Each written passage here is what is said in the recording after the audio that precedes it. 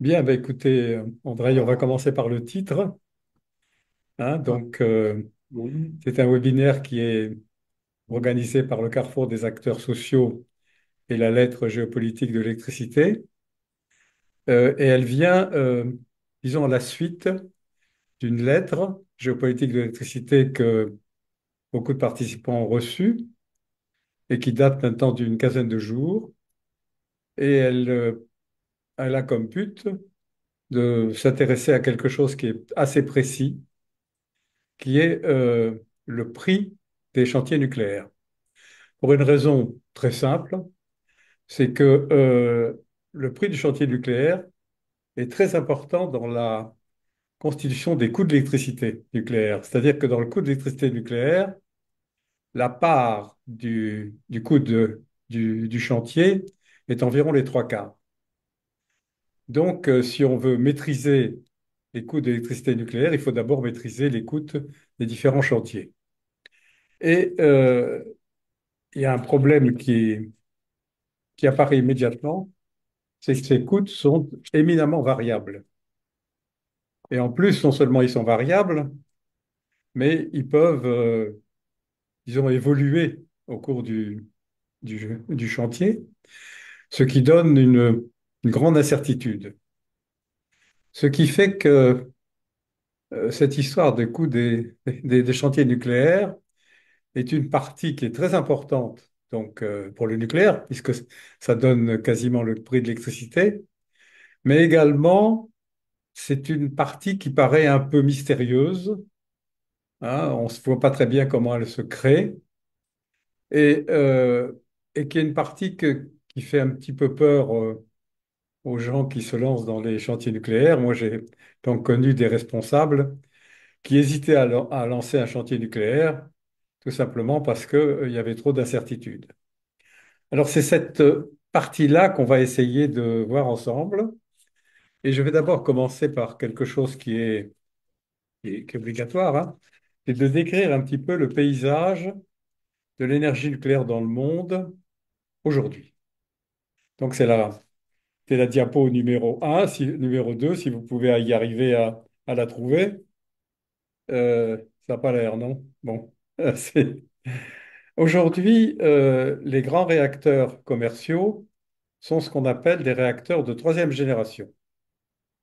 Ils sont tous de même technologie et ils présentent, disons, la forme la plus élaborée des réacteurs à eau pressurisée. Alors, pourquoi tous les réacteurs actuels sont de la même technologie? Bon, il y a une raison qui est assez terre à terre à cela, dire que les gens qui achètent des réacteurs nucléaires, c'est des compagnies d'électricité. Or, ces compagnies d'électricité sont habituées à fabriquer de l'électricité à partir de la vapeur, d'eau. Donc, ils ont poussé les fabricants de réacteurs à choisir une technologie qui privilégie l'eau légère, c'est-à-dire l'eau normale, l'eau que tout le monde connaît. Donc, il n'y a pas d'autre raison. Et ces réacteurs de troisième génération, qui sont donc les seuls que l'on construit à l'heure actuelle, euh, sont faits pour durer très longtemps. Ils vont probablement durer 80 ans, ce qui fait que quand on les construit actuellement, en 2025, eh bien, ils risquent d'arriver à la fin du siècle et même à le dépasser. Donc, vous voyez, ce sont des réacteurs qui sont de même technologie et qui vont durer très longtemps, hein. Et quel que soit le réalisateur du réacteur, quel que soit le constructeur, c'est en gros la même technologie. Bien, alors on va passer à la diapo suivante maintenant, si vous y arrivez, hein. C'est les modèles. Je vais donc un petit peu préciser les modèles actuels de grands réacteurs commerciaux. En fait, aujourd'hui, dans le monde, il n'y a plus que 6 industries nucléaires nationales qui fabriquent des réacteurs que vous pouvez acheter, c'est-à-dire les réacteurs actuels, les réacteurs de troisième génération. Ces 3 industries nationales sont les industries françaises, tout le monde a entendu parler de l'EPR, américaine. Il s'agit de la société Westinghouse qui construit l'AP1000, l'industrie sud-coréenne qui construit des réacteurs qu'on appelle APR 1400 ou 1000, l'industrie russe avec Rosatom qui fabrique des réacteurs VVER 1200 et également des réacteurs chinois. Donc à l'heure actuelle, quand vous êtes un client, c'est-à-dire une compagnie d'électricité et que vous voulez acheter un réacteur moderne, le réacteur qu'on construit actuellement, vous n'avez plus le choix qu'entre 6 modèles à peu près, qui sont présentés chacun par une industrie nucléaire d'un pays donné, la française, la russe, la chinoise, la coréenne du Sud, euh, la- l'américaine et la chinoise. Voilà. Bon, à cela, si vous voulez, on en dira peut-être un mot. On propose aussi actuellement ce qu'on appelle des SMR, des petits réacteurs modulaires. On en dira quelques mots si on a le temps, hein. Alors, les réacteurs du futur qui viendront après cela, donc actuellement, si vous voulez, ne sont pas encore commercialisés, hein. Donc, vous n'avez que le choix entre les réacteurs que je viens d'indiquer. Et comme je vous le dis, on ne va pas faire une visite touristique en montrant les dômes, en montrant les salles de machines. On va plutôt faire une visite qui fouille dans les dossiers, dans les factures, pour voir également comment, se, comment on gère ces réacteurs. Alors, il y a de ça à peu près 5 ans, l'OCDE, qui patronne l'Agence internationale de l'énergie et l'Agence de l'énergie nucléaire, a fait un rapport dans lequel, avec un certain étonnement, on constatait que le prix des réacteurs, que les chantiers, que le coût des chantiers des réacteurs variait de 1 à 3. Ça fait beaucoup de 1 à 3, hein, parce que ça vous multiplie en gros le prix d'électricité nucléaire par 3, ou ça vous le divise par 3, suivant la façon dont vous vous placez. Et dans ce rapport de l'OCDE, et dans les experts à l'époque, c'est-à-dire qui date maintenant de 5 ans, on a surtout fait la différence entre les réacteurs américains et français et les autres, russes, chinois et coréens du Sud. Pourquoi? Ben, c'est assez simple. La France et les États-Unis ont connu une grande pause des chantiers nucléaires. Et pendant cette grande pause des chantiers nucléaires, il y a beaucoup de compétences qui ont été perdues. Il y a l'industrie nucléaire qui s'est affaiblie. Et aujourd'hui, on le paye. C'est-à-dire que quand, aux États-Unis ou en France, on construit un réacteur, on le paye nettement plus cher parce qu'on a des trous dans l'industrie et puis on a des manques de compétences, en particulier dans la conduite des, des- des chantiers. Donc c'est cette chose-là, si vous voulez, c'est cette bizarrerie-là que le rapport de ces deux a traité. Et puis quelles ont été les conclusions à l'époque des experts de l'OCDE et également de la SFEN, également d'un professeur à Paris Tech, c'est que c'était pas les prix des, comment dirais-je, c'était pas le prix de la main-d'œuvre qui jouait. En fait, ce qui joue, c'est donc les pertes de compétences des deux industries françaises, nucléaires françaises et américaines, qui haussaient les prix, qui les multipliaient par 3. Et ce que les gens pensaient à l'époque, c'était qu'il suffirait de reprendre la construction, de le fabriquer de nouveau un peu en série, et puis assez vite, on retrouverait les prix des Chinois, des Coréens du Sud et des Russes, qui eux n'ont pas connu cette pause nucléaire, qui n'ont pas connu, dont l'industrie n'a pas souffert, et qui donc construisent moins cher. Voilà. Et puis là-dessus, il y a eu un événement en 2024, en août 2024, c'est que un pays, qui est le Kazakhstan, se trouve être le plus grand fournisseur d'uranium au monde, avec 40% de la production mondiale, s'est dit, bah, écoutez, nous aussi, on va faire une centrale nucléaire. Et ils ont lancé un appel d'offres. Alors, on va faire un petit peu de politique là. Le Kazakhstan a subi pendant très longtemps une grande influence russe, hein. Et à l'heure actuelle, si vous voulez, ça se dissipe un peu du fait que le Kazakhstan a une frontière commune avec la Chine, qu'il commerce beaucoup avec la Chine et qu'il a donc des liens avec la Chine.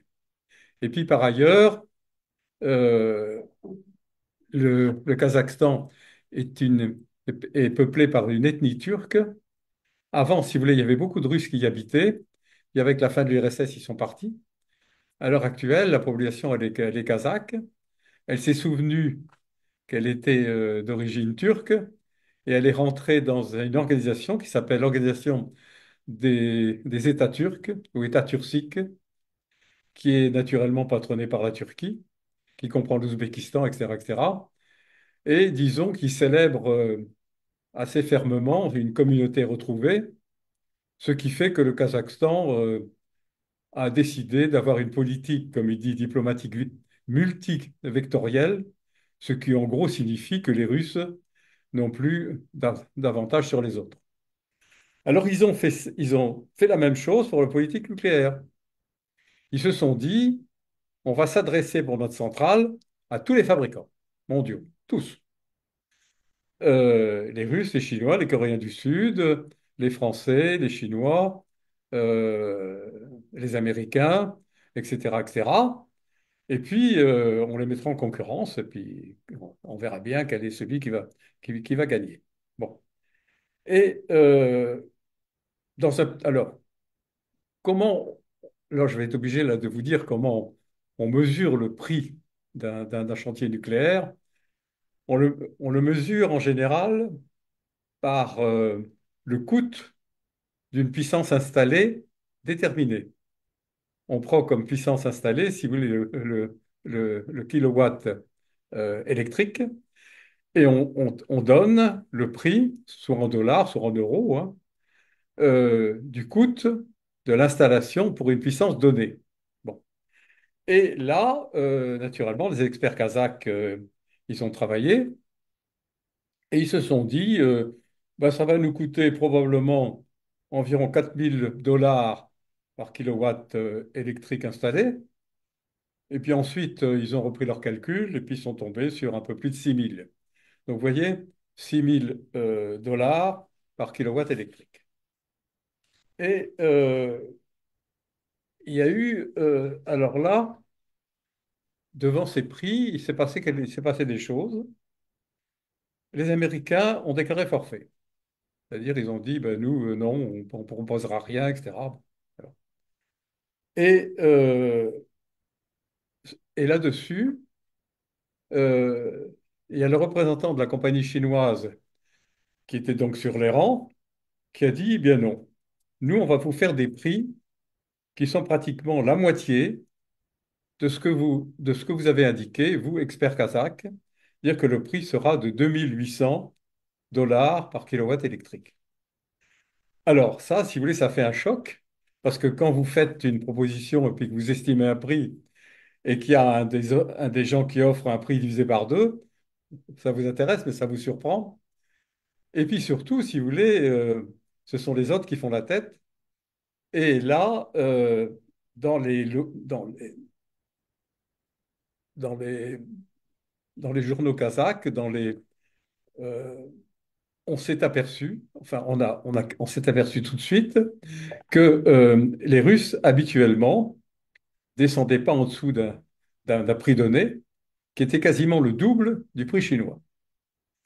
Là, si vous voulez, ça pose un autre problème, c'est-à-dire que ces différences de prix qui sont énormes entre chantiers nucléaires, avant, on en faisait seulement deux parties, les Français et les Américains qui étaient chers et les autres qui étaient bon marché, avec une différence qui pouvait aller de 1 à 3.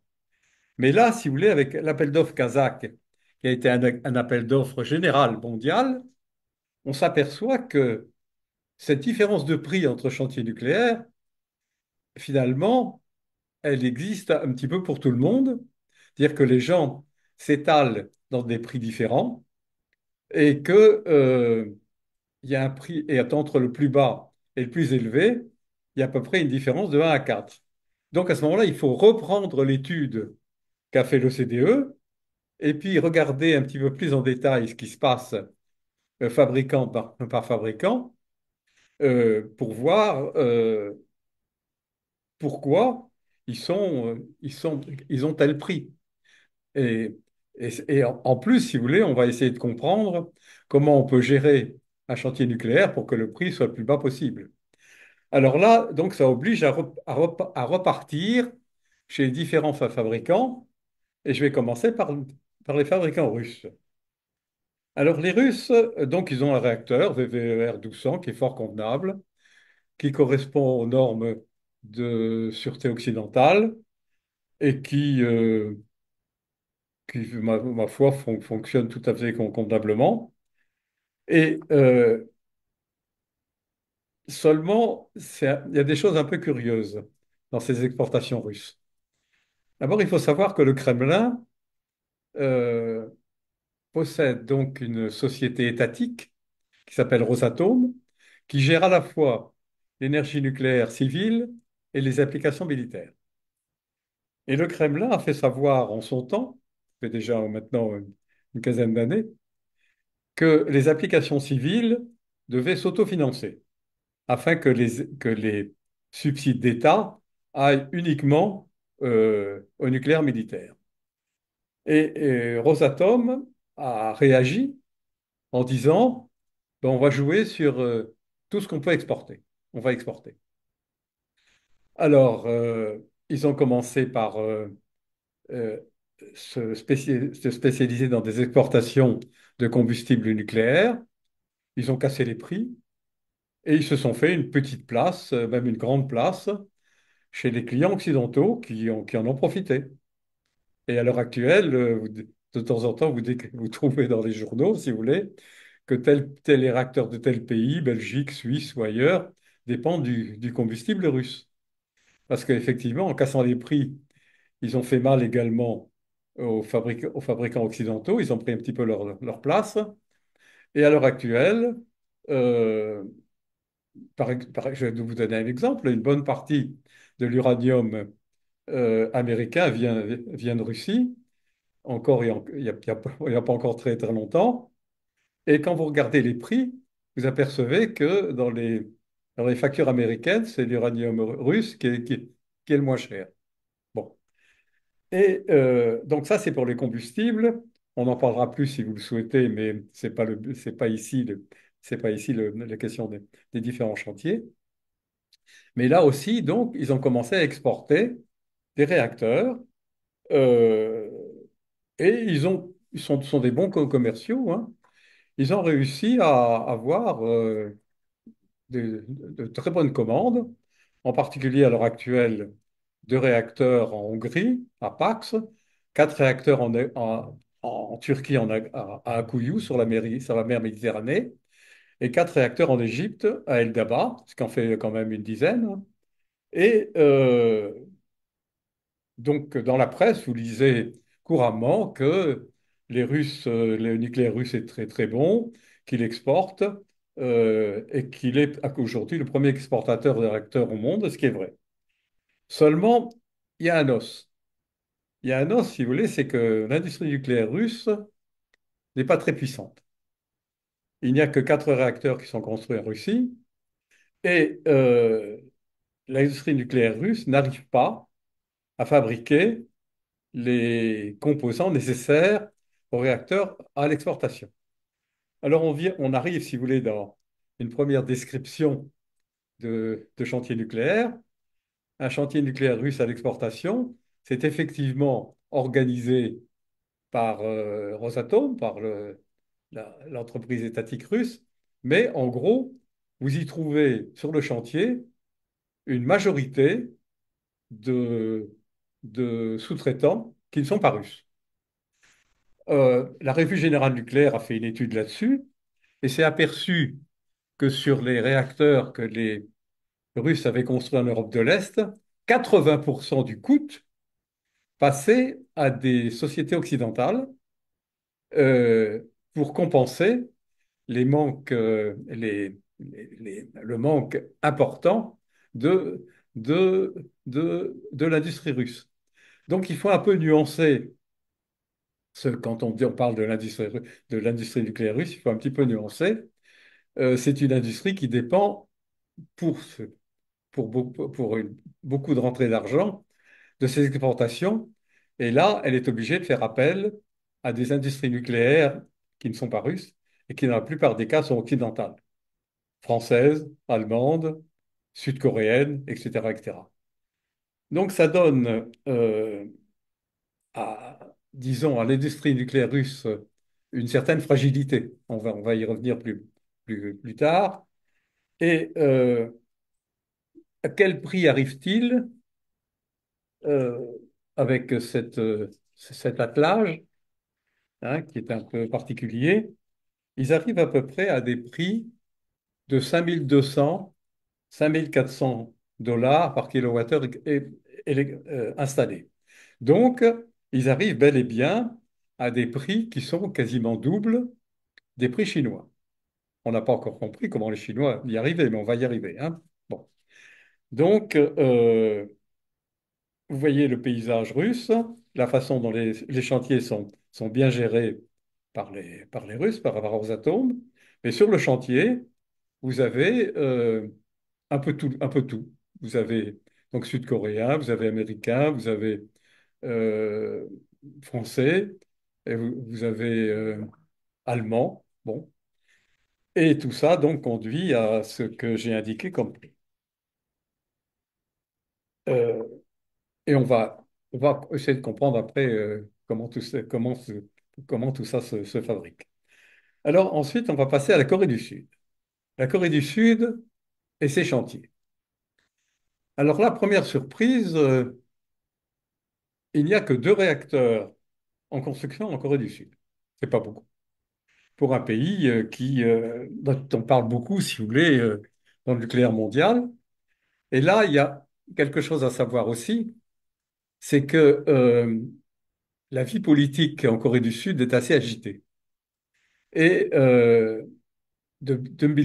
pendant un certain temps, de 2017 à 2022, est arrivé au pouvoir en Corée du Sud un président qui était anti-nucléaire et qui a décidé la sortie progressive du nucléaire.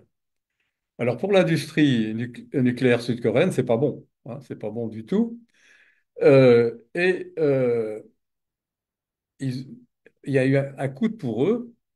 Vous savez, nous allons très vite arriver à une conclusion, c'est que euh, les décisions politiques ont une grande importance pour le nucléaire civil et en particulier pour les coûts des différents chantiers. Bon. Et là, aujourd'hui, euh, la Corée du Sud, elle a 2 réacteurs en construction à l'intérieur de chez elle et elle n'en a que 2 autres qui sont en projet en Tchéquie. Vous avez certainement entendu parler avec l'appel d'offres sur lequel EDF avait également et qui est actuellement bloqué pour des questions juridiques. Ce qui fait que l'industrie nucléaire de Corée du Sud n'a pas grand-chose aujourd'hui à se mettre sous la dent. Et en général, ça, c'est pas très bon pour les prix. Alors, à quel prix arrive-t-il? Euh, En Tchéquie, le calcul il est assez facile à faire. Les 2 réacteurs en projet à Dukovany reviennent à 8400 $ au kilowattheure installé. Alors, on commence là maintenant à voir, si vous voulez, quelques échelles, hein, de prix. Voyez, les Chinois, c'est 2600, 2800 $ par une puissance installée d'un d'un seul kilowatt électrique. 2800. Vous arrivez aux Russes, vous passez à 5000 et des poussières. Bon. Vous arrivez aux Coréens du Sud, en Tchéquie, alors qu'en principe, ils ont gagné l'appel d'offres. Vous arrivez à un prix qui est de j'avais dit, attendez, oui, qui avait dit, je reprends mes traits, qui est de 8 400 $. Donc vous voyez, 2008 les Chinois, 5 000 les Russes et les Sud-Coréens en Tchéquie, 8 400. Ça commence à faire cher, hein. Donc il est vraisemblable que l'offre EDF était encore supérieure en prix, hein, puisqu'elle n'a pas été retenue. Bon. Alors, chez eux, si vous voulez, ils arrivent les deux réacteurs qui sont en construction chez eux, ils le font à un prix de 6 200 $ par kilowattheure électrique, qui est donc supérieur au prix russe à l'export, euh, mais qui est quand même là nettement inférieur à ce qu'ils font en Tchéquie. Et là aussi, si vous voulez, faudra trouver une explication, mais on va continuer à travailler là-dessus. Bon. Donc, vous voyez, maintenant, on a des prix de 10 800 chinois à 8 400 sud-coréens en Tchéquie. Bon, alors maintenant, arrivons chez les Américains où là, les choses sont encore plus, je dirais, plus drôles. Enfin, vous allez pouvoir apprécier. D'abord, si vous voulez, les Américains, c'est la société Westinghouse. Et ça, tout le monde aux États-Unis vous dira que c'est le fleuron de l'industrie nucléaire américaine. Mais quand vous regardez en détail, vous apercevez que, il y a d'importants intérêts canadiens dans Westinghouse. Bon, si vous voulez ça, on le sait. Je ne pense pas que c'est beaucoup d'impact. Enfin, on verra bien si ça a quelque impact, mais pour le moment, les relations canado-américaines qui sont assez animées, comme vous le savez, n'ont pas eu de conséquences macroscopiques sur Westinghouse. Bien. Alors, Westinghouse, c'est un petit peu comme EDF, c'est-à-dire ils ont une traversée du désert assez longue, sans, sans aucune commande, ce qui leur a fait perdre un certain nombre de compétences. Et quand ils se sont relancés dans le nucléaire par un réacteur de troisième génération, qui s'appelle l'AP1000, eh bien, ils ont eu des problèmes qui sont de la même taille que EDF à Flamanville, mais pas du même, disons, pas du même genre. C'est-à-dire qu'ils sont arrivés à des prix défiant toute concurrence, dépassant largement 10 000 $ par, par kilowattheure installé, qui sont pas significatifs, hein. Mais aux États-Unis, ça a naturellement été remarqué.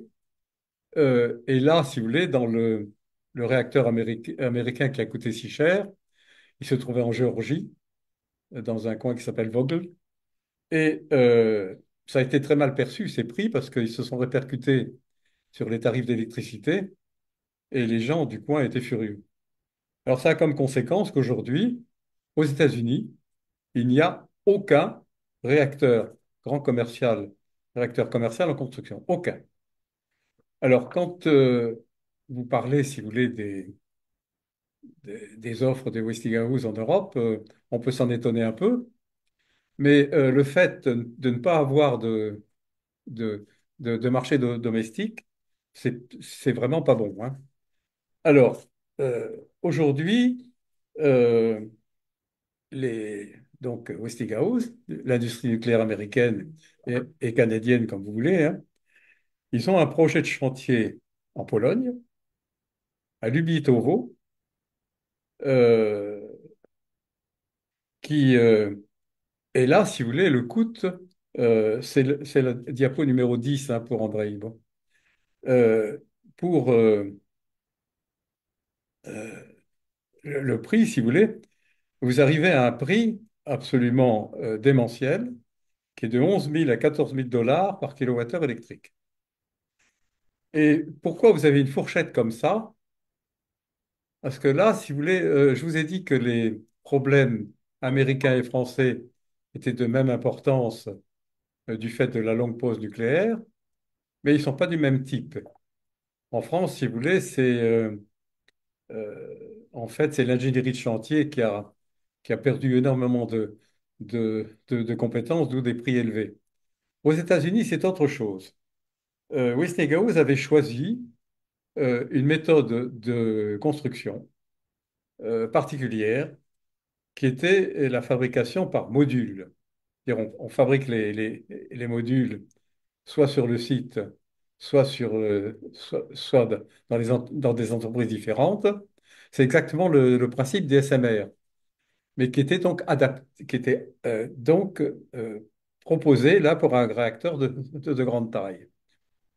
Et il se trouve que l'industrie nucléaire américaine, qui était déjà affaiblie, n'a pas réussi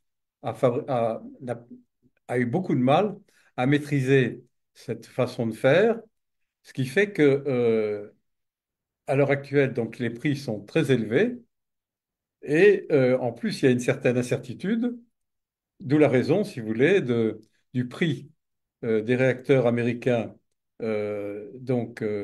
Westinghouse en Pologne, qui est de 11 000 à 14 000, parce qu'en gros, ben, ils savent pas encore très bien comment ils vont faire, hein. Ça, c'est autre chose, hein.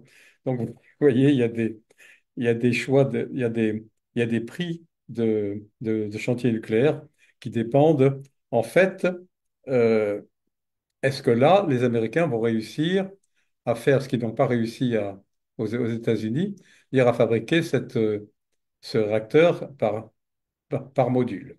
Bon. Alors, il faut savoir aussi, si vous voulez, que Westinghouse ayant quelques problèmes, euh, a depuis très longtemps des relations avec la Corée du Sud, et en particulier avec Hyundai.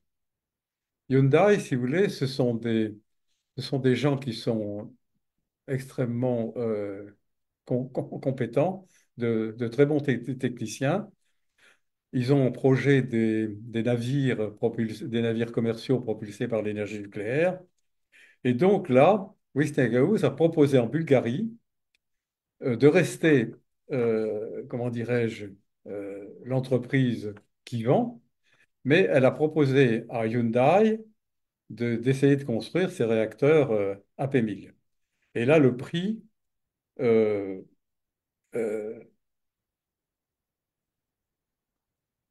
le prix, si vous voulez, serait de 6 600 $ par kilowatt électrique installé. Bon. Donc, vous voyez maintenant, on a, on a toute une série de prix différents. Les Chinois, dont on n'a pas encore regardé pourquoi ils atteignaient des prix aussi bas, à 2 800 $ par kilowatt installé, hein. Tout en haut, vous avez Westinghouse qui propose des prix de 11 000 à 13 000, c'est-à-dire quasiment 4 fois plus cher, hein. Entre deux, vous avez les Russes qui sont à 5 000 et les Sud-Coréens qui sont entre les deux. Bon. Tout ça va se mettre en place et nous allons comprendre un petit peu à la fois exactement ce qui se passe. Bon. Euh, alors, il y a autre chose également maintenant. Euh, je vais arriver à la Chine et ça va nous ramener encore au modèle américain, hein. Alors, la Chine a eu de très très longtemps une politique nucléaire extrêmement intelligente. C'est-à-dire qu'ils ont commencé par faire construire sur leur sol des réacteurs russes, américains, canadiens et français, afin d'apprendre, vous voyez, la façon dont euh, ils ont donc appris à la fois en se basant sur 4 fabricants différents. Ils ont appris énormément de choses. Mais puis là-dedans, ils ont fait un choix ensuite. Et aujourd'hui, on constate que c'est le... Alors donc, si vous voulez, il y a la technologie française, la technologie russe, la technologie américaine et, et canadienne, qui est donc connue par les Chinois. Ils ont fait ensuite un choix, c'est-à-dire qu'ils ont essayé de trouver quel était le réacteur qui pourrait être le plus pratique pour eux et le moins cher. Alors là, si vous voulez, il faut parler de l'aventure franco-chinoise. Dans les années 80, il y a un ministre chinois qui s'appelle Li Peng, qui se trouve être également un ingénieur électricien, qui sera Premier ministre chez lui, et qui observe avec grand intérêt le programme nucléaire français, le programme Mesmer. Et il comprend très vite que ce programme est très solide, qu'il n'est pas cher, que les constructions sont rapides, et il décide de venir en France et de faire construire chez lui deux réacteurs identiques au réacteur français de Gravelines. Et puis, comme également euh, il a remarqué les méthodes françaises, il demande que les deux réacteurs chinois de, construits à Daya Bay, donc près de Hong Kong, soient construits suivant les méthodes françaises. Alors, les méthodes françaises à l'époque, c'est quoi?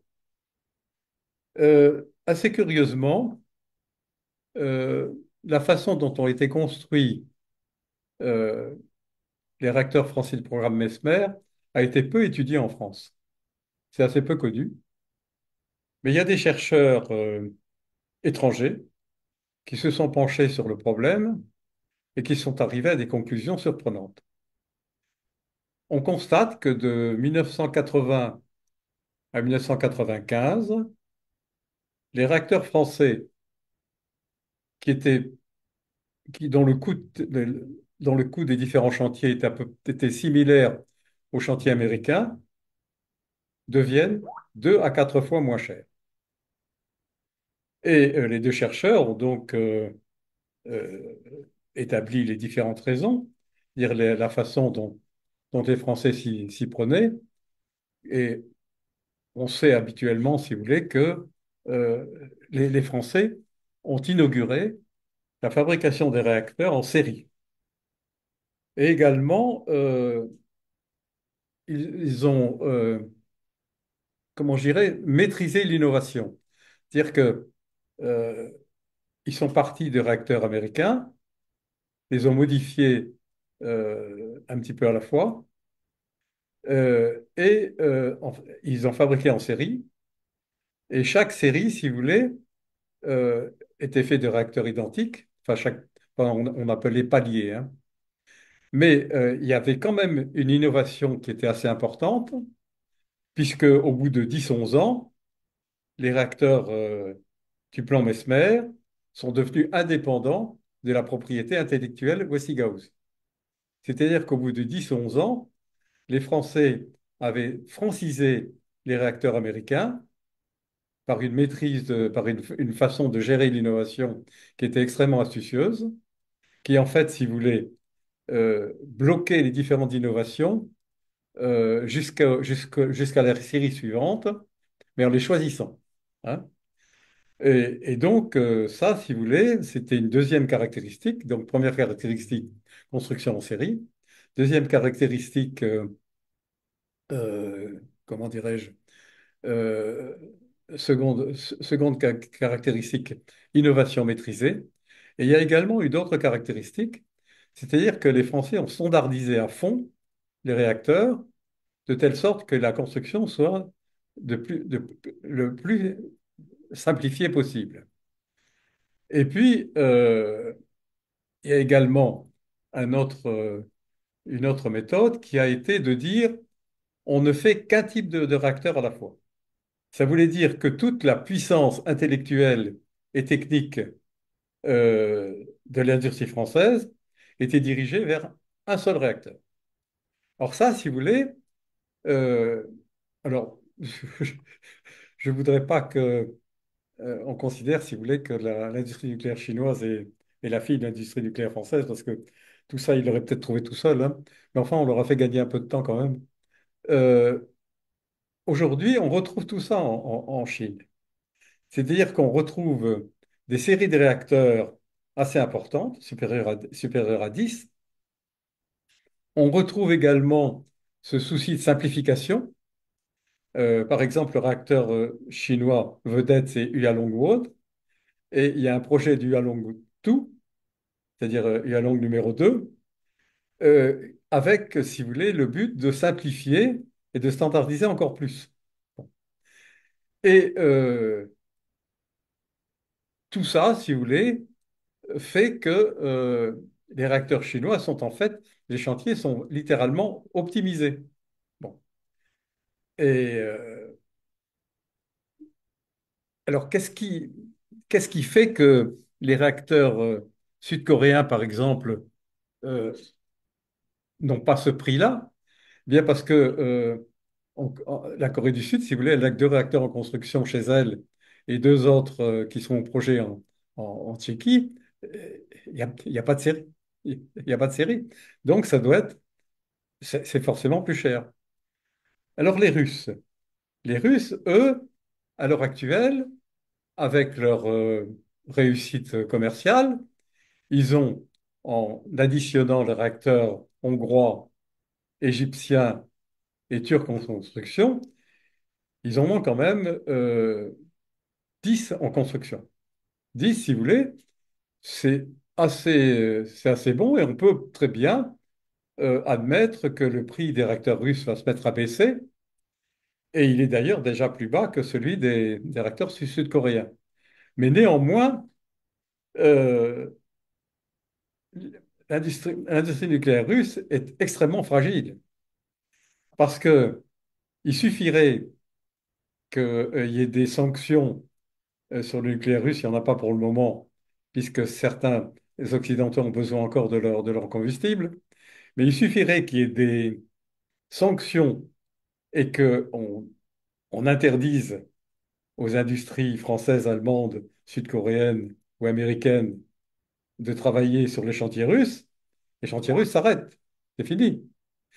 Et pire que ça, il suffirait, si vous voulez, qu'il y ait à une puissance occidentale donnée qui disent j'interdis, c'est-à-dire qu'il n'y ait pas des sanctions communes, mais qu'il y ait une sanction d'un seul pays pour que les réacteurs également puissent plus être construits. Et c'est pas du tout une vue de l'esprit parce que je crois qu'il y a un an ou deux, les Allemands, brutalement, ont dit, eh bien écoutez, les réacteurs russes qui sont construits en Hongrie, à Pax, eh bien nous, on interdit aux entreprises allemandes de les continuer.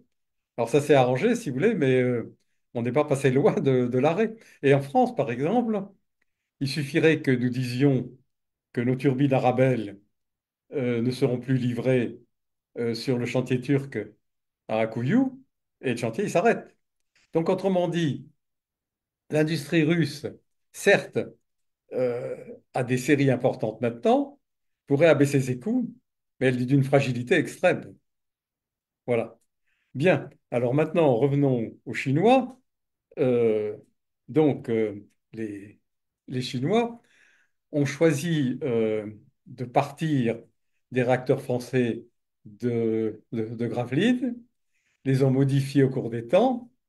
On en fait aujourd'hui un réacteur de troisième génération qui est donc concurrent de, de, de l'EPR, mais nettement moins cher, hein, puisque il est à 2006, 2008 dollars le kilowattheure électrique.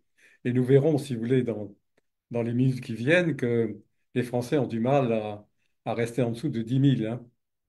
Donc, ça fait quand même une différence absolument énorme. Bien. Mais là-dessus, donc là, si vous voulez, les Chinois ont un premier réacteur qui s'appelle Yuan-Long-One, qui est très bon marché. C'est ce qu'ils ont présenté à l'appel d'offres du, du Kazakhstan, hein. Bon. Mais ils ont fait également autre chose. À un moment, le réacteur américain AP1000 leur plaisait beaucoup, leur plaisait d'ailleurs plus que notre PR. Et ils ont décidé, avec l'accord des Américains naturellement, d'en faire une version chinoise, qui s'est appelée CAP, c'est-à-dire ça veut dire chinaise. Bon. C'est-à-dire que c'est le CAP 1000, c'est l'AP1000 américain, version chinoise. Et puis, ils se sont aperçus que les Américains, à Vogel, avait eu beaucoup de mal à construire un prototype d'AP1000, puisqu'il n'arrivait pas à mettre sur pied cette construction par module, l'industrie américaine en étant incapable. Bien. Et bien, eux, ils ont dit, notre industrie, elle va essayer. On va essayer. Ils ont donc pris la version AP1000 chinoise qu'on appelle CAP1000 et ils se sont mis à la construire par module en Chine. Et aujourd'hui, il faut bien se rendre compte qu'ils sont en train de réussir. Ce qui fait que euh, ils ont un deuxième réacteur très, très bon marché, qui sera le CAP 1000, qui n'est pas exportable parce qu'il nécessite l'industrie chinoise sur place. Ça fait sur mobile, mais ça leur fait un deuxième réacteur assez bon marché. Euh, à l'heure actuelle, si vous voulez, en Chine, il y a 30 réacteurs en construction. Il y en a 13 qui sont des Hualongguo, de descendance française, et à peu près 9 je crois, ou 8 ou 9 qui sont la version américaine de l'AP1000, mais qui, eux, pour eux, est très bon marché. Voilà. Euh, donc, euh, maintenant, on a bien, si vous voulez, en tête le schéma mondial de du coût de ces réacteurs. Ça fait une promenade dans les factures, hein. Vous avez tout en bas les Chinois qui ont repris les méthodes françaises, certainement en les perfectionnant, qui arrivent à des chantiers nucléaires optimisés et dont le coût est de l'ordre de 2006-2008 dollars par kilowattheure électrique. Au-dessus de ça, vous avez les Russes qui, eux, également, à l'étranger, euh, ont, ont pratiquement une série à l'heure actuelle de 10 réacteurs, hein. Deux en Hongrie, quatre en Turquie, quatre en Égypte, ça en fait une dizaine. Donc, qui peuvent espérer baisser leurs coûts, mais qui sont extrêmement fragiles parce qu'ils ont absolument besoin des entreprises occidentales. Au-dessus de ça, vous avez la Corée du Sud, qui à l'heure actuelle, qui a beaucoup souffert de cette période de 5 ans du président qui était antinucléaire et qui à l'heure actuelle n'a que peu de commandes et qui donc, eux, arrivent dans la branche 6 000 € le kilowattheure électrique jusqu'à 8 000. Puis au-dessus de ça, vous avez un chantier nucléaire qui est certainement d'origine politique. Je pense que les Polonais ont voulu acheter un réacteur Westinghouse. Et là, ils payent plein pot, comme on dit, hein. C'est-à-dire de 11 000, plus de 11 000 dollars le, le, le kilowattheure électrique. Donc, on a à peu près expliqué, si vous voulez, euh, la façon dont les prix se... Dont les... Alors, tout ça, si vous voulez, c'est assez approximatif, hein. Il ne faut pas chercher des chiffres après la virgule.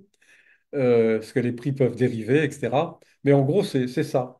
C'est-à-dire qu'on se rend compte que un chantier nucléaire, pour être bon marché, d'abord, il faut que les réacteurs soient en série, fabriqués en série, et la série doit être supérieure à 10, hein, sinon c'est pas, c'est pas suffisant.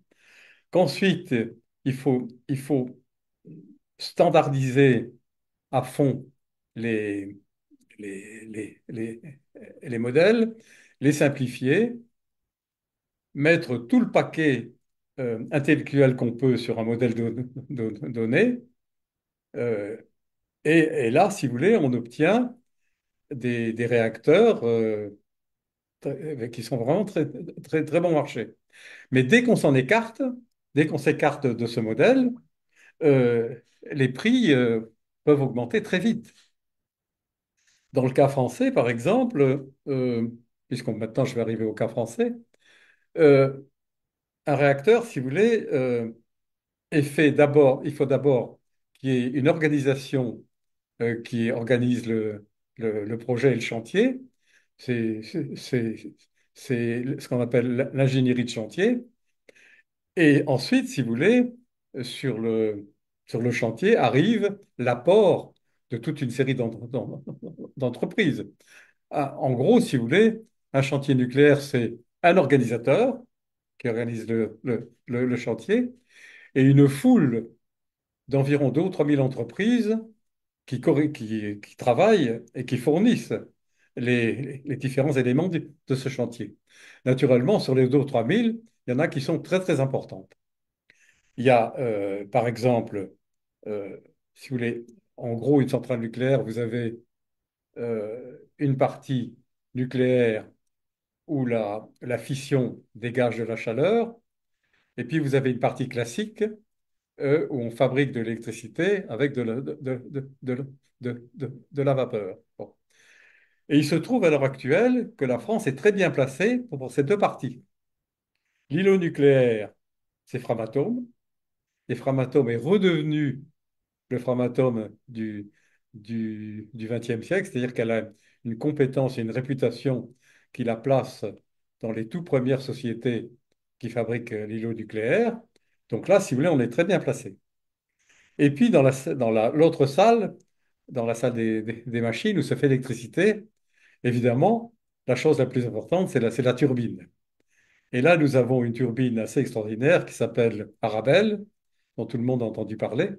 Ce qui fait que du côté des entreprises qui travaillent sur le chantier, il y a deux entreprises, si vous voulez, qui tiennent une part très importante, hein, Arabelle Solutions et Framatome, qui fait que du côté, disons, fabrication, la France est bien mieux placée qu'on ne le croit actuellement.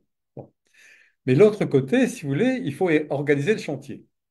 Or là, euh, EDF a actuellement un manque de compétences en ingénierie de chantier et il faut absolument qu'elle le rattrape, hein. Mais là, si vous voulez, tout cela est dû, enfin, ces manques à l'heure actuelle dans l'industrie française, que ce soit pour l'ingénierie de chantier ou quelques entreprises qui doivent fournir, sont dus à la pause nucléaire française qui a été très longue. Et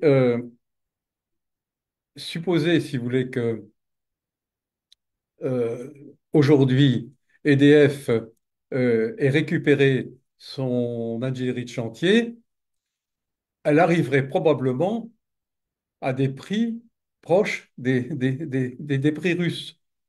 Les Russes ont une bonne ingénierie et s'appuient, si vous voulez, sur un certain nombre d'entreprises étrangères qui sont bonnes aussi. Donc, on peut estimer, si vous voulez, que euh, il y a à peu près, ça ferait gagner à peu près, euh, disons, on arriverait à un prix de 5 000 euros, 5 000 $ par kilowattheure électrique. Or, à l'heure actuelle, si vous voulez, en France, la Cour des comptes estime que les 6 premiers réacteurs de, du nouveau programme nucléaire coûteraient 100. Donc, ça veut dire, si vous voulez, que les retards qui sont dus à la pause nucléaire française sont à peu près estimés à 50 milliards d'euros, à peu près. Hein, on arriverait à peu près à diviser le prix par deux. Et ce prix-là, si vous voulez, c'est un prix peu politique, parce que l'industrie nucléaire française n'est absolument pour rien dans le fait que, il y a ce retard qui a été pris. Enfin, je veux dire qu'il y a cette pause qui a été prise, qui a, qui a donc provoqué un certain nombre de pertes de compétences. Bon, alors qu'est-ce qu'on peut tirer, alors, qu'est-ce qu'on peut tirer pour ça, si vous voulez, pour l'exemple français? Bon, un, il faut absolument que EDF récupère ses compétences d'in- d'ingénierie. Donc, je vous ai indiqué pour les deux grandes parties de la centrale, que ce soit la salle des machines ou l'îlot nucléaire, on est assez bien parti. Donc là, si vous voulez, ça permettrait certainement euh, de rattraper, donc d'arriver à peu près au cours russe. Bon. Pour aller plus loin, alors là, il y a un problème, c'est que euh, quand je regarde le nouveau programme nucléaire français, je m'aperçois que les séries ne sont pas très, très importantes, hein. Il y a une série de 6 d'abord, les trois premiers chantiers. Or, que ce soit le programme Mesmer ou le programme chinois, à l'heure actuelle, les séries sont plutôt supérieures à une dizaine. Donc, ce qui serait bon pour le programme français à l'heure actuelle, c'est de viser non pas 50% de nucléaire dans le mix électrique à terme, mais plutôt les deux tiers ou les trois quarts, ce qui permettrait d'avoir des séries un petit peu plus importantes. Donc, en gros, si vous voulez, euh, enfin, je résume. La France, une fois que l'ingénierie nucléaire, l'ingénierie de chantier sera remise à pied, est tout à fait capable donc de commencer à faire des réacteurs qui n'ont pas le prix chinois, mais qui sont à peu près du prix russe. Et ensuite, si vous voulez, si jamais on modifiait la PPE de telle sorte que, c'est-à-dire les programmes pluriannuels d'énergie, de telle sorte que dans le mix électrique français, il y ait, comme aujourd'hui, deux tiers, voire trois quarts d'électricité nucléaire, ça permettrait à ce moment-là d'avoir des séries plus importantes et d'abaisser encore les coûts. Voilà ce que je voulais vous dire. Maintenant, je suis prêt à répondre à vos questions ou à éclairer certaines parties qui resteraient sombres.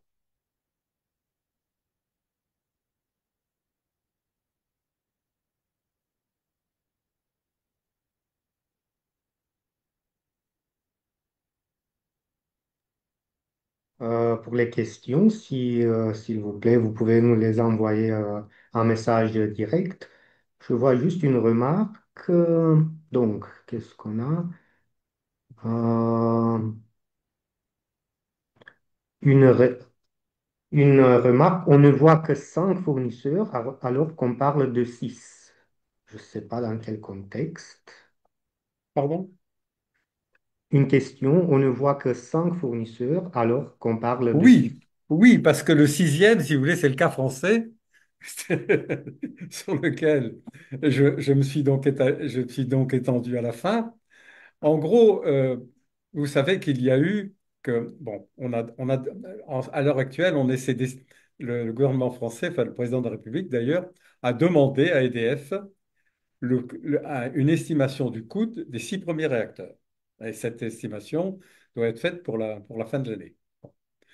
Il y a eu des estimations précédentes qui ont été faites, qui sont considérées comme obsolètes, parce que justement, la Cour des comptes a fait remarquer, et également la direction interministérielle du nouveau nucléaire a fait remarquer qu'EDF avait des grandes difficultés pour gérer les chantiers nucléaires et que donc il fallait avoir probablement un coût encore plus élevé. Et comme EDF n'a pas encore donné son coût, j'ai pris à la fin, j'aurais pu être plus explicite, euh, le prix que, la- que le président de la Cour des comptes a estimé pour les 6 premiers réacteurs, qui est à peu près 100 milliards d'euros pour les 6 premiers réacteurs, qui conduisent en gros à un coût de 11 000 dollars par kilowattheure électrique. Donc la partie française, c'est actuellement, en partant de l'évaluation du président de la Cour des comptes, c'est 11 000 dollars par kilowattheure électrique. Et à l'heure actuelle, comme si vous voulez, il est très difficile de prendre comme référence Hinkley Point, Flamanville, etc., parce que il y a des méthodes de chantier qui ont été employées qui m'ont toujours laissé extrêmement étonné. C'est-à-dire que j'ai jamais compris qu'on puisse construire sans que les plans soient finis. Donc ça n'a pas de valeur. Oui, mais Merci. Dominique Chauvin, vas-y, je t'écoute. Euh, oui, avec votre accord, est-ce qu'on peut... euh, Et il lève la main, donc ça veut dire qu'il a une question. il a une question. La façon de fonctionner, c'est d'envoyer par message, mais je peux... euh, donc, un Alors tu instant. lèves la main ou t'écris ou tu Euh, causes. je le laisse. Un instant. Voilà, le micro est ouvert apparemment. Oui, j'avais une question que j'ai mis par écrit là, mais pour la dire oralement, pour augmenter cet effet de série qui est important effectivement. Il y a, comme tu l'as dit, les réacteurs en interne avec la PPE3 qu'il faudrait augmenter. Mais est-ce que ce serait pas plus facile et plus pratique d'offrir plus de réacteurs à l'export, en particulier en Europe, pour permettre à EDF d'asseoir son leadership en Europe? Et je pense plus particulièrement à la Belgique qui vient de réouvrir sa politique nucléaire. Est-ce qu'il n'y a pas un jeu à faire assez rapidement avec la Belgique? Bon, la Cour des comptes a parlé de ça, hein.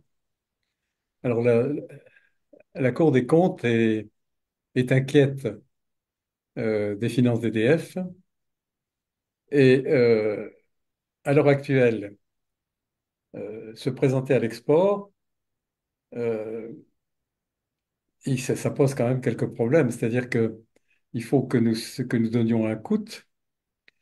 Ce coût, il pourra difficilement être inférieur au coût qui existe en France pour les 6 premiers réacteurs, dire qu'il est très élevé. En plus, l'acheteur éventuel aime bien pouvoir observer les réacteurs qu'il va acheter ailleurs, et là, il ne peut pas arriver à l'observer non plus. C'est-à-dire que la Cour des comptes a, disons, mis des réserves sur des exportations françaises, et ça se comprend, hein, parce que il est quand même difficile d'acheter des réacteurs dont on n'a pas de correspondant dans le pays, dont on n'a pas l'exemple, et dont les coûts et les durées de chantier ne sont pas connus, hein. Autrement dit, ton idée est bonne, mais je ne sais pas si elle peut être mise sur pied tout de suite, hein. Donc, donc ça fait un élément de plus pour Monsieur Fontanin, si je peux me permettre. Exactement.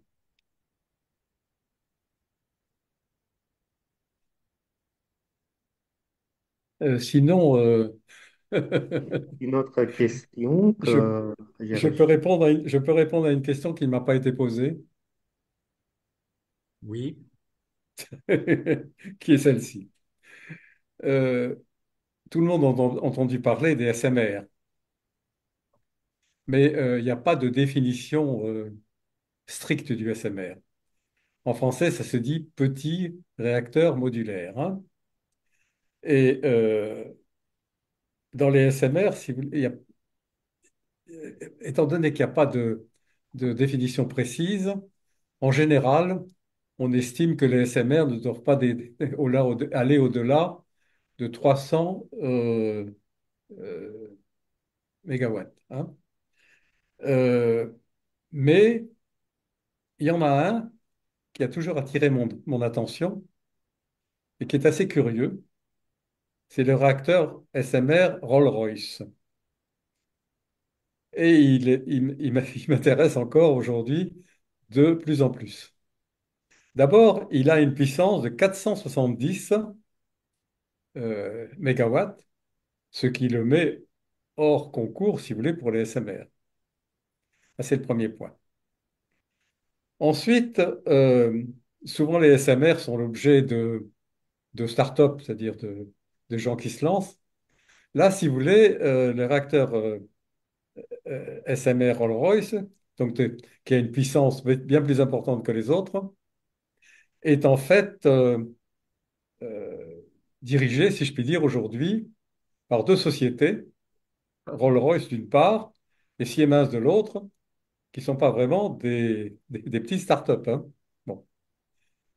Et puis par ailleurs, le gouvernement tchèque a décidé de prendre 20% euh, des parts de la société qui construirait le SMR Rolls-Royce Siemens. Et je me suis penché sur les prix que pourrait coûter l'électricité nucléaire qui sortirait de là. Alors, naturellement, ce n'est qu'un projet. Je vais vous faire grâce des différents calculs, mais ce serait de 6 000 à 7 000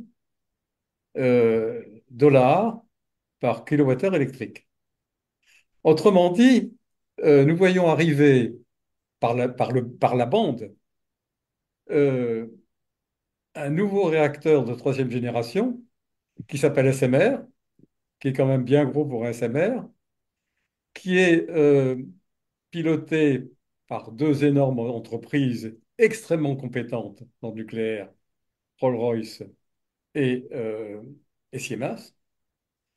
Et là, si vous voulez, je me demande froidement si cette alliance germano-anglaise n'est pas une concurrence également pour les autres réacteurs de troisième génération, y compris le PR. Voilà.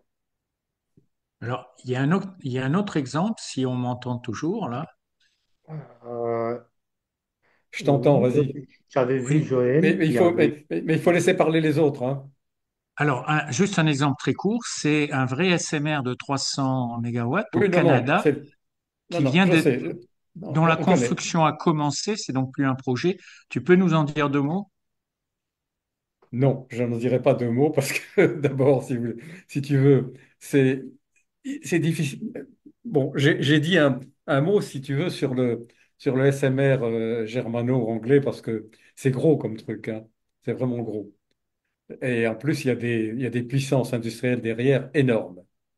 Bon, mais je n'aurais pas dit ce mot s'il n'y avait pas eu ça, parce que les prix donnés sont vraiment encore plus difficiles à estimer que les autres prix.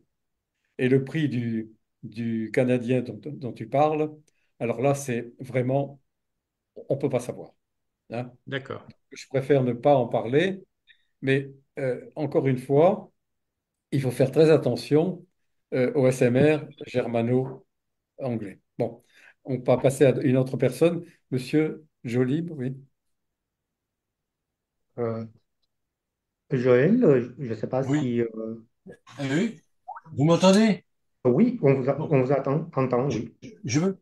Alors, si l'industrie nucléaire n'est pas responsable du gap de 50 milliards d'euros, si j'ai bien compris, ce n'est donc pas à l'usager de faire le rattrapage ou de boucher le trou. Et si ce n'est pas à l'usager, c'est au contribuable. Donc, une décision politique, et une telle décision peut-elle être prise aujourd'hui par le politique compte tenu de la situation politique telle qu'elle est? Bien. Alors là, c'est une. Moi, je vais vous dire pourquoi je préférais que ce soit le politique qui paye. D'abord parce que on l'a vu en Corée du Sud, on l'a vu en France. Aux États-Unis, c'est pas des raisons politiques, la pause nucléaire. Mais en France, en Corée du Sud, on l'a vu, l'impact des politiques sur les coûts des chantiers nucléaires est énorme. Énorme. Hein, il a suffi qu'il y ait un président antinucléaire pendant 5 ans en Corée du Sud, et ils ont vraiment perdu beaucoup, beaucoup d'argent, hein. Bon. Donc, il serait logique que le coût de 50 milliards que j'ai estimé pour, pour les décisions politiques, hein, soit payé par l'État. D'abord parce que ce serait une reconnaissance de la responsabilité des dirigeants politiques. Et ensuite, il n'y a aucune raison que l'industrie française paye des prix plus élevés du fait, du fait, si vous voulez, de la pause nucléaire et de la désindustrialisation. C'est pas l'industrie française de payer euh, pour, pour compenser sa désindustrialisation. Donc je pense que, alors là, si vous voulez, il y a un problème, c'est que ça devient une aide d'État et que cette aide d'État doit être approuvée par la Commission européenne. Bon. Moi, j'ai toujours pensé qu'il fallait appliquer le traité Euratom, qui a la même valeur que les autres traités. Et ce traité demande que la création du contexte nécessaire pour pour une croissance rapide de l'industrie et puissante de l'industrie nucléaire européenne. Donc, on pourrait très bien indiquer que cette aide d'État rentre dans le traité Euratom et contribue donc à créer ce contexte de création euh, d'une industrie nucléaire puissante. Je crois que ça devrait passer. Bon, ceci étant dit, on me dit en général que ça passerait pas. Bon, ça c'est autre chose.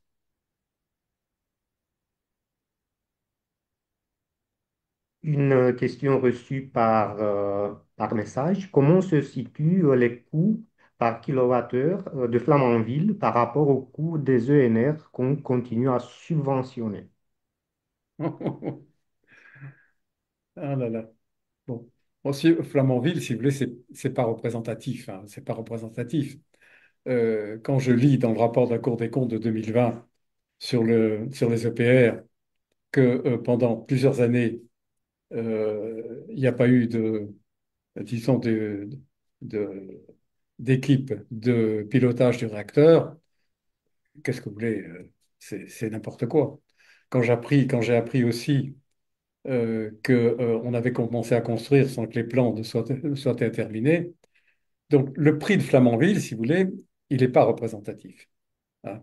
C'est un prix absurde. Bon. Alors, je crois qu'il ne faut pas comparer le prix de Flamanville au prix des éoliennes. Hein.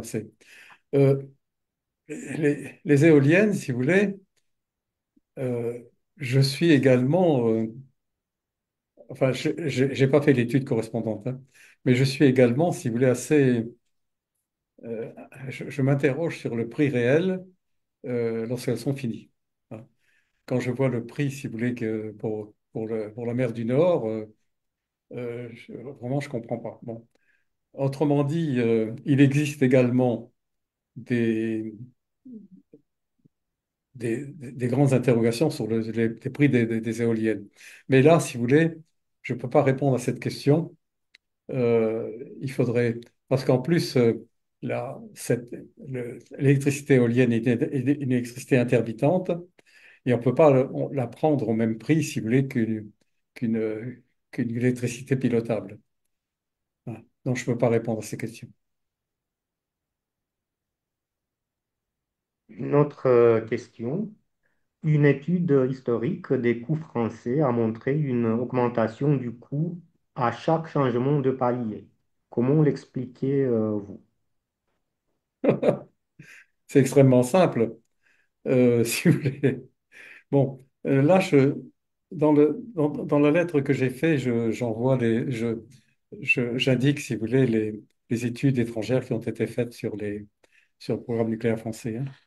Euh, je crois tout simplement, si vous voulez, euh, si vous voulez, en gros, il y a eu le 900 mégawatts, le 1400 mégawatts, et il y a eu le N4, hein, qui à chaque fois, vous avez une diminution du nombre de, de réacteurs dans, dans, dans le palier. Et la réponse à la question est très simple. Hein.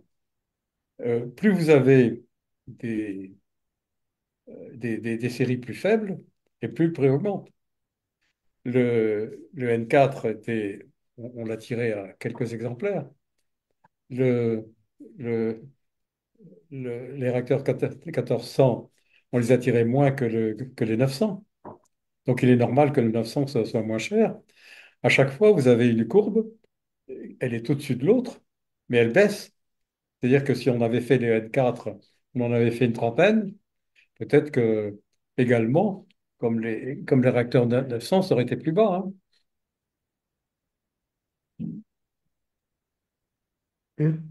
Peut-on avoir des exemples concrets de bonnes pratiques d'engineering et de gestion de chantiers nucléaires qui permettent de diminuer les coûts? Bon, si vous voulez, je vais reprendre en fait ce que font les Chinois à l'heure actuelle et ce qu'ont fait les Français au siècle dernier. Vous voyez, il y a une chose qu'il faut comprendre. L'industrie fonctionne en général par des fabrications en série importantes. C'est le, c'est la nature de, euh, d'une, d'une, pas d'une partie industrielle. C'est dans la nature même de cette industrie. Le nucléaire pose un problème parce que vous n'allez pas fabriquer 300 000 voitures. Si vous voulez, quand vous fabriquez des voitures, vous en fabriquez 300 000. Vous ne pouvez pas fabriquer 300 000 réacteurs. Donc, il y a manifestement un seuil à partir duquel se déclenche une baisse de prix. Mais ce seuil, si vous voulez, à mon sens, il est à peu près 10-15, hein. Euh, Ça permet de maintenir une industrie dédiée, une industrie qui est bien connue, qui elle-même fait des progrès du point de vue de la compétitivité, mais en dessous d'un certain nombre. Donc, pour la réponse à la question, la première chose, c'est qu'il faut des séries importantes. Ce qui a été vraiment réussi en France, c'est la série des 900, je pense qu'il y en a plus de 30, hein. Bon, Et d'ailleurs, je me souviens que Hugues, à certains moments, regrettait qu'on soit passé au 1400, hein. Euh, je pense qu'on aurait dû rester au 900. D'ailleurs, c'est ce que les Chinois ont fait, hein. Ils sont partis de Dayabé 900 et maintenant, ils sont à 1050 mégawatts, pas plus, hein. Donc, première chose, des séries importantes. Deuxième chose, une standardisation poussée, avec une simplification poussée également. Ensuite, quand vous avez une force de frappe intellectuelle, bureau d'études, il faut tout mettre sur le même modèle. Quand vous lisez l'histoire, si vous voulez, du nucléaire français, vous apercevez que dans les années 70, on a hésité entre PWR et BWR, on a hésité entre une filière et une autre, on a peut-être faire les deux. Pour nous, si vous voulez, moi je me souviens des discussions qui avaient eu lieu à l'époque, il n'a jamais été question de faire un second modèle. Les, pour nous, les réacteurs bouillants, ils ont été morts tout de suite, hein. Donc il faut mettre tout le paquet intellectuel sur un modèle pour que, il soit fouillé. Ensuite, si vous voulez, naturellement, il est incroyable qu'on ait pu commencer à construire des réacteurs sans que le design soit fini. Ça vraiment, je ne comprends pas. Bon. Donc, vous avez toute une série de règles. Et à l'heure actuelle, je pense qu'il faudrait en France des séries un peu plus importantes. Le chantier optimum, ou optimal, comme vous voulez, c'est le chantier qui va être, dans lequel il y aura il y aura donc, enfin, qui fera partie d'un programme de plus de 10 réacteurs identiques, hein, euh, qui sera, dans lequel on aura standardisé, dans lequel on aura simplifié, dans lequel l'innovation sera gérée. C'est ça la méthode optimale. Et dès qu'on s'en écarte, les prix bondissent.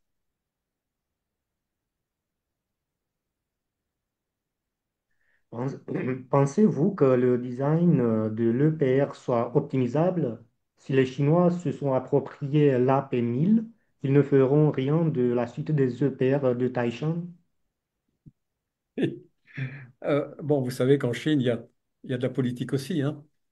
Euh, D'après ce que j'ai compris, à un certain moment, les gens qui étaient partisans de l'EPR étaient moins bien vus à Pékin que les gens qui étaient partisans de la paix, hein. Bon. Euh, Vous savez, l'EPR, le vin tiré, il faut le boire, hein. C'est-à-dire que maintenant, faut travailler sur l'EPR. Il faut mettre tout le paquet sur l'EPR. En plus, comme je vous ai dit, avec Framatome et, et Arabelle Solutions, on a déjà une partie de notre industrie qui est extrêmement compétitive. Donc, je pense qu'aujourd'hui, EDF doit mettre sur pied une ingénierie compétente. Alors, bon, là, il y a un petit truc que je peux dire, c'est que on lit souvent que, du point de vue de l'ingénierie, EDF a perdu un certain nombre de compétences. Ben, nous, si vous voulez, au siècle dernier, on ne les a pas perdus parce on les a jamais eus. C'est-à-dire que Hugues et son équipe, si vous voulez, en grande partie, nous n'avions jamais fait de centrale nucléaire. Or, il existe certaines méthodes communes, si vous voulez, à tout le monde, euh, à tous les chantiers, hein. Euh, la France sait faire des sous-marins, continue à savoir les faire, continue à savoir fabriquer des Airbus. On a même réussi à reconstruire une centrale, une cathédrale. Autrement dit, fabriquer aujourd'hui une ingénierie compétente, on doit pouvoir le faire, hein. Et en ces cas-là, si vous voulez, une ingénierie compétente plus Framatome et, comment, et Arabelle Solutions, plus d'autres entreprises, je crois on peut lancer un programme. Et si on veut aller vraiment au bout, il faudra faire des séries un peu plus importantes. Peut-être un jour avec des exportations, mais alors là, il faudra être capable de donner des coûts qui soient inférieurs quand même à, disons, 6 000 euros le kilowatt électrique, hein.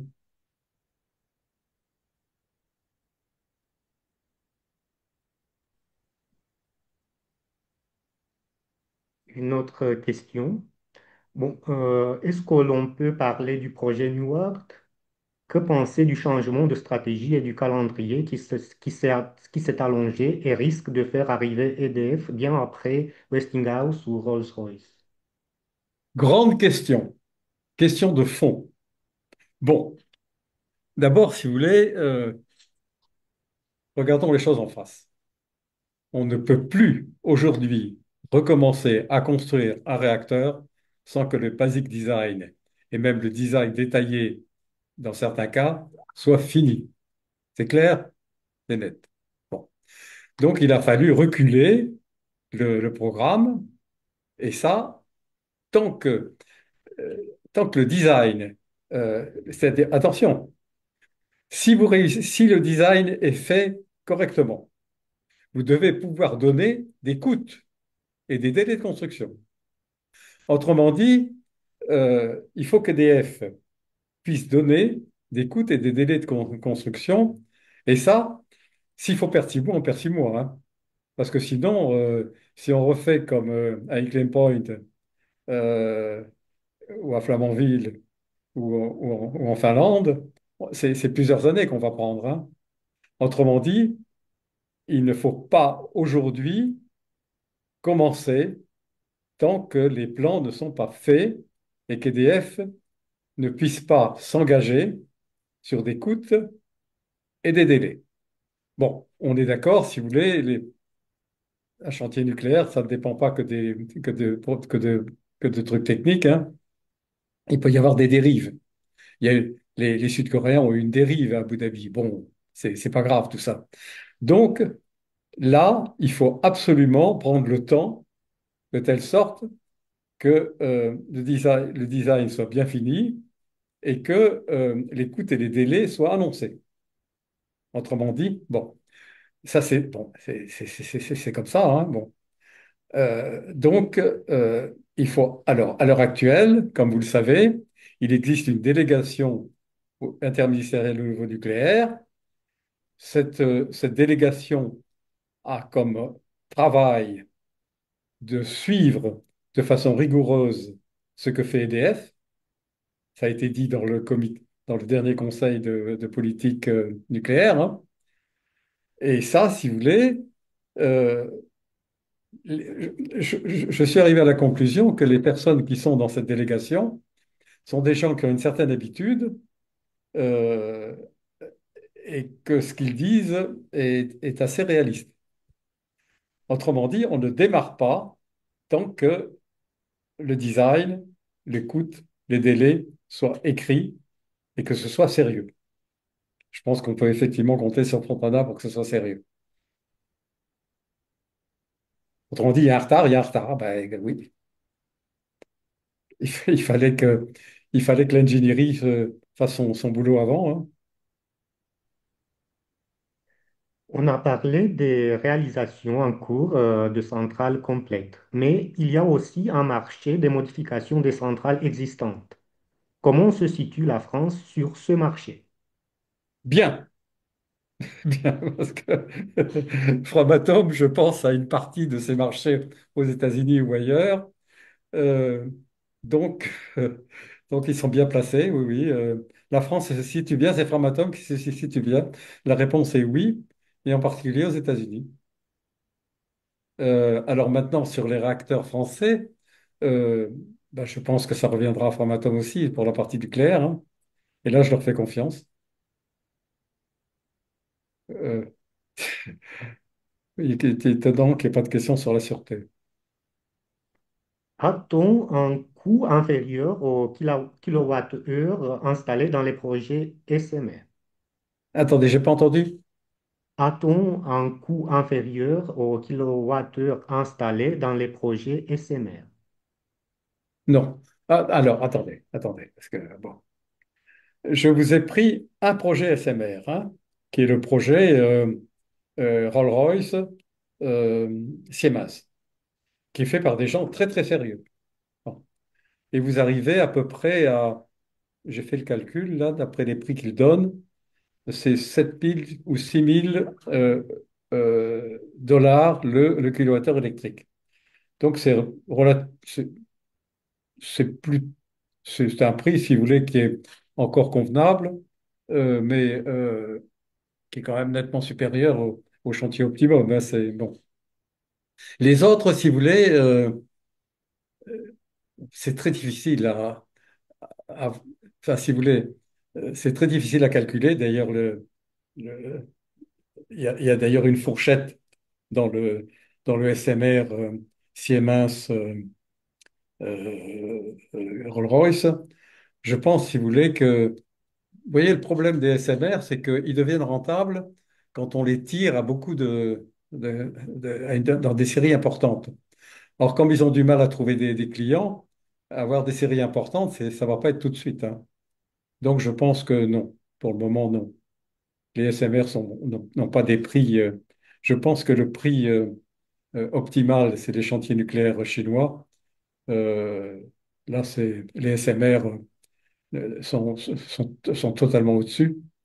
Je vous signale que les prix chinois donnent une électricité nucléaire qui est à peu près compétitive avec les énergies renouvelables, à condition que dans le prix des énergies renouvelables, on mette les prix indirects, qui sont souvent oubliés, c'est-à-dire les prix relatifs aux investissements dans les réseaux, qui sont énormes, et les prix qui doivent être mis aujourd'hui pour combattre l'instabilité, hein, et dont on a eu un exemple récemment au sud des Pyrénées. Donc, les Chinois ont montré que le nucléaire, avec des chantiers optimales comme ils font, est est une industrie, est est une électricité compétitive avec les renouvelables.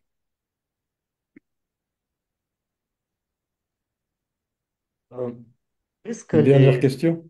oui, est-ce que les EPR à l'export vont profiter de l'effet de série? À l'export. La petite série des EPR, il n'existe pas. Il n'existe pas puisque nous n'avons aujourd'hui que des têtes de série. Je vois Dominique qui a encore quelque chose à dire. Si on a encore une Oui, question. Dominique, si vous voulez poser la question. Oui, vous m'écoutez, vous m'entendez? Oui. Très bien. Euh, je reviens sur cette question du coût des SMR et les conditions pour que ce soit moins cher. Évidemment, aujourd'hui, on n'a pas de chiffres, et tu l'as dit, hein, mais le coût du SMR sera moins cher que s'il y a une rupture. Et c'est là que je voudrais introduire un peu de prospective. Alors, tu as dit qu'il fallait, bien entendu, des séries plus nombreuses, et ça, c'est vrai. Mais la deuxième rupture qui est fondamentale et qui va faire que le SMR, s'il est construit avec cette rupture, aura des prix moins chers, c'est que l'intégralité du SMR est fabriquée en usine et il est ensuite monté sur site très rapidement. Et c'est ça la rupture que proposent certaines startups, euh, sans avoir encore des modèles qui peuvent être démontrables. Mais c'est dans cette réflexion-là qu'il y a une issue possible pour avoir des SMR moins chers. Sinon, il n'y a aucune chance que le SMR soit moins cher qu'un gros réacteur. Et cet effet serait lié avec la série parce que compte tenu de la puissance de ces réacteurs qui sera 10 fois plus faible que les gros réacteurs, en gros, on voit bien que les séries, c'est pas 10, 20, 30, mais il faut aller chercher avec de la décentralisation des nombres de 100, 200, 300. Et il n'y a que dans ces conditions-là qu'on peut imaginer que les SMR seront moins chers que les réacteurs traditionnels. Oui, bon, bah, attendons. OK. Il y a encore une question? Non, on n'a plus de questions. Très bien. De toute façon, on n'a plus de questions dans le Oui, message privé. alors S'il y a encore une personne je, qui... je terminerai en disant, d'abord en vous remerciant, hein, et, simplement ceci, hein. Tout ce que j'ai dit se trouve développé dans une lettre géopolitique de l'électricité dans laquelle vous trouverez les références précises, hein. À chaque fois, si vous, les références sont des références classiques, c'est l'International Engineering, Nuclear Engineering, hein, c'est le journal des pros, c'est l'Association mondiale, etc. C'est également toute une série de, de revues scientifiques, hein.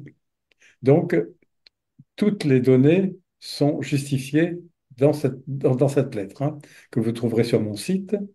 Elle est facile à trouver, c'est la colonne études et c'est la dernière, c'est-à-dire c'est celle qui est tout en haut. Voilà. Voilà, Merci. merci beaucoup. Si vous avez encore des choses à ajouter, c'est le moment. Bah, si vous voulez, je dirais simplement, c'est que les chantiers à l'heure actuelle donc, ont des coûts extrêmement variables.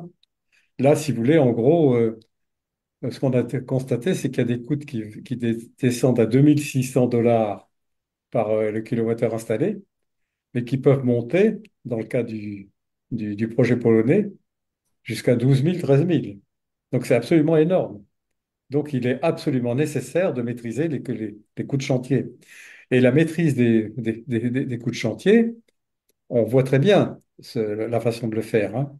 C'est-à-dire série importante, standardisation, simplification, un seul modèle à la fois, euh, la maîtrise de, de l'innovation. Et dès qu'on s'écarte de ça, il ne faut pas être étonné. Les prix bondissent, littéralement. Voilà. Merci. Merci. Merci beaucoup. Merci. Le Merci. vidéo, l'enregistrement sera mis sur notre chaîne YouTube et à chaque participant, on enverra le mail avec le lien. Merci encore et à la prochaine fois. Merci. Merci. Bah, écoutez, je vous Merci. remercie aussi.